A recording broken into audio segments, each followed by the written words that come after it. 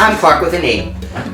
And today, in my kitchen, we are making fried green tomatoes.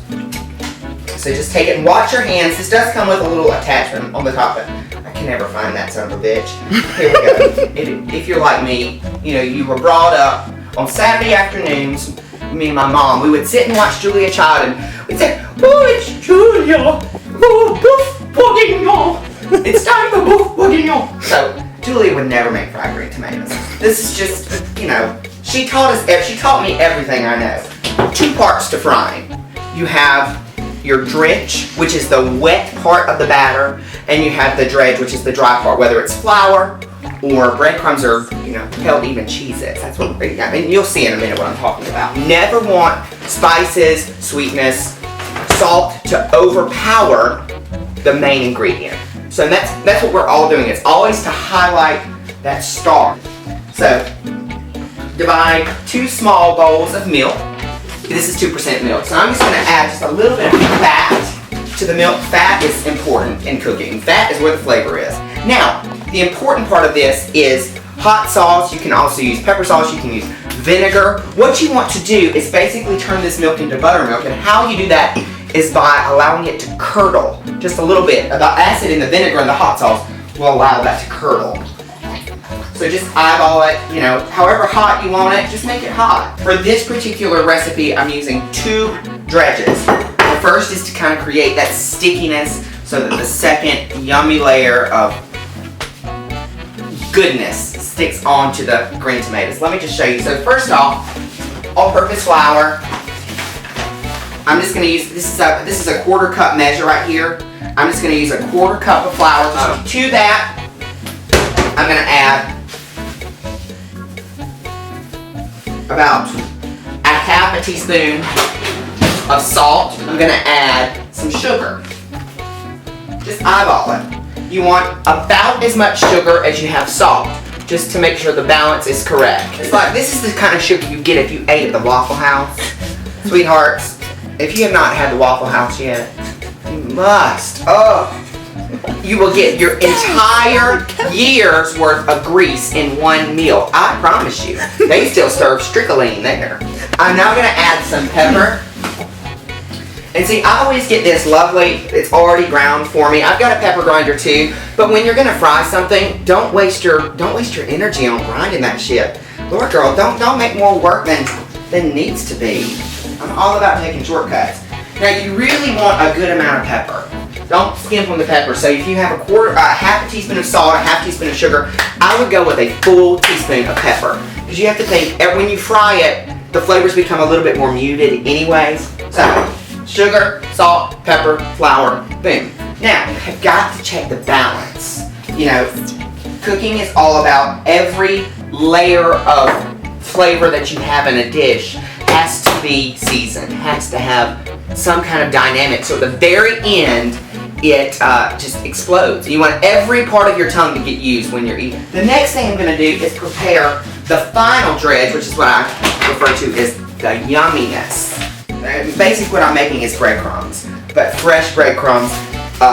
They break down best when you use processed bread.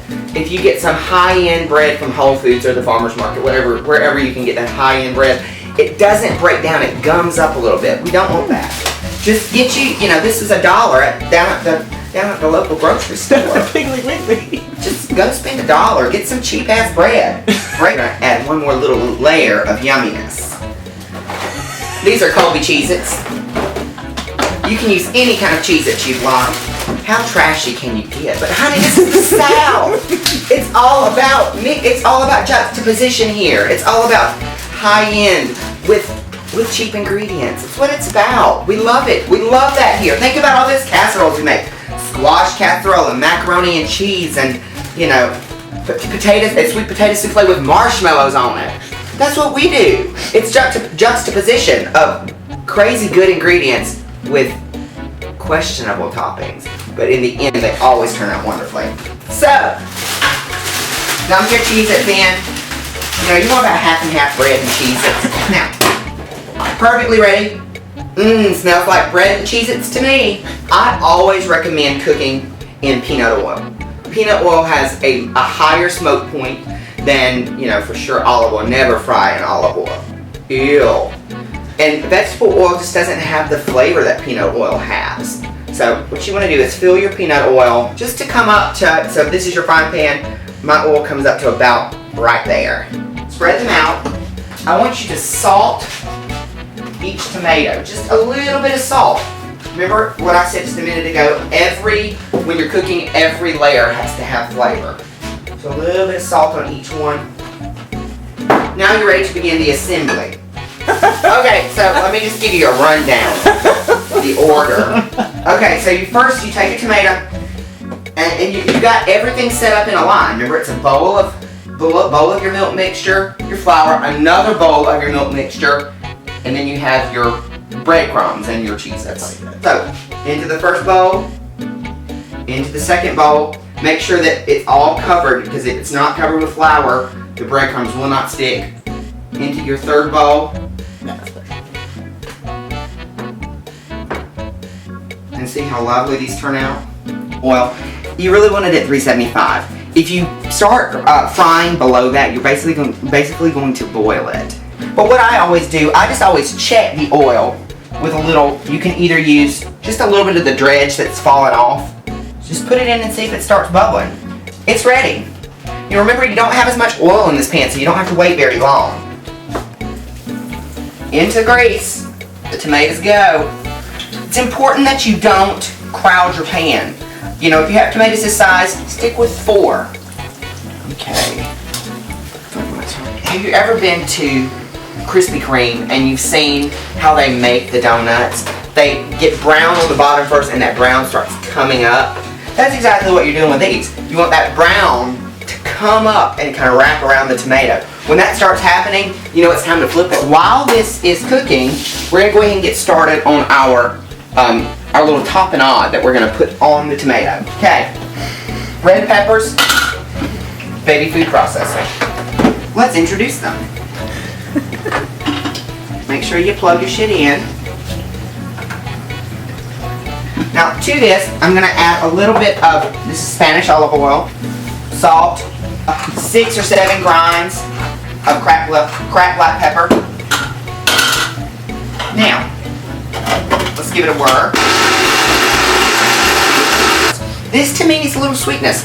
I'm going to add, you know what, instead of sugar, I'm going to use a little bit of honey. That'll be perfect with this, especially with goat cheese. Honey's always a great pairing with goat cheese.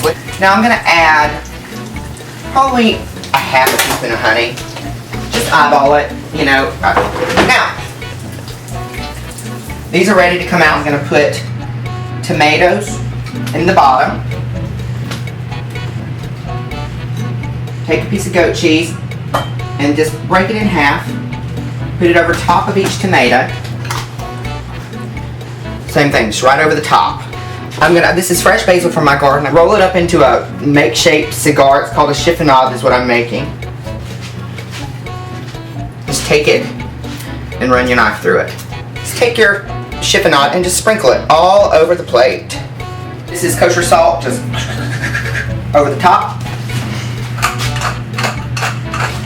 And we're ready to eat. Yay! Look at that. It just melts. Perfectly crisp. Did you hear that crisp? I did hear that. There we go. Oh, okay, hold on. Yummy! Sorry.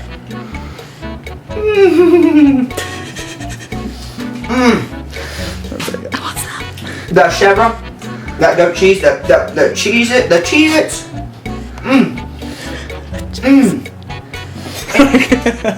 This is Clarke with an E. Fill your belly.